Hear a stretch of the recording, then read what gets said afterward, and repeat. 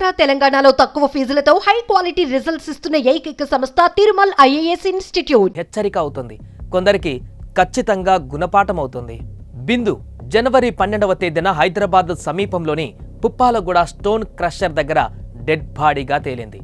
శవాన్ని చూసినప్పుడు ఆమె ఒంటిపై దుస్తువులేం లేవు. ఖచ్చితంగా ఇది రేప్ అండ్ మర్డర్ అనుకున్నారు. బిందు శవానికి 60 మీటర్ల దూరంలో మరో పురుషుడి డెడ్ బాడీ దొరికింది. అతని పేరు అంకిత్ సాకేత్. కత్తితో పొడిచి బండరాయితో తలను ఛిద్రం చేశారు.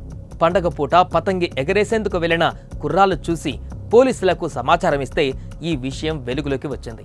అసలు హత్యకు గురైన ఈ ఇద్దరు ఎవరు, హంతకులు ఎవరు అని ఆరా తీసిన పోలీసులు షాకింగ్ విషయాలు బయటపెట్టారు.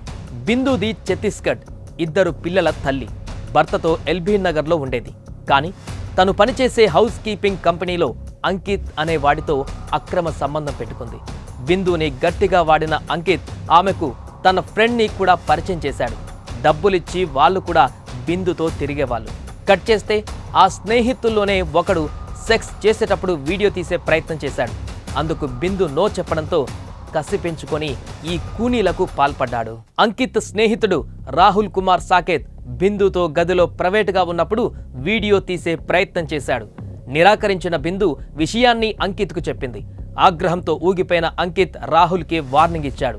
ఈ వార్నింగే ఇప్పుడు అంకిత్ బిందుల అంతానికి కారణమైంది. న్యూడ్ వీడియో తీయడానికి వ్యతిరేకించిన బిందుని, ఆమెకు మద్దతిచ్చిన అంకిత్ని కథం చేయాలని డిసైడ్ అయిన రాహుల్ జనవరి 11వ తేదీన బిగ్ ప్లాన్ వేశాడు. బిందు కావాలని అంకిత్కు 4000 పంపించాడు. గదిలో వద్దు, పుప్పాలగూడ గుట్టల్లో కలుద్దామన్నాడు. అంకిత్ ఓకే చెప్పడంతో అసలు ప్లాన్కు తెరలేపాడు. బిందు వచ్చింది. అంకిత్, రాహుల్తో పాటు మరో 2 వ్యక్తులు రాజ్ కుమార్, సకేంద్ర కుమార్ కూడా వచ్చారు. 5గురు కలిసి పుప్పాలగూడ క్రషర్ ఏరియాకు ఆటోలో వెళ్లారు.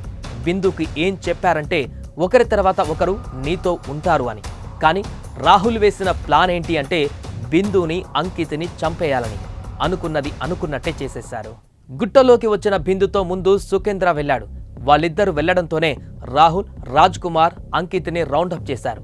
కత్తితో అతని కడుపులో పొడిచి తరువాత బండరాయితో అతని తలను ఛిద్రం చేశారు. ఆ తర్వాత బిందు దగ్గరకు వెళ్లారు. అప్పటికే సుకేంద్ర ఆమెతో ఏకాంతంగా ఉన్నాడు. సరిగ్గా అదే టైంలో ఆమె తలపైన బండరాయితో మోదారు.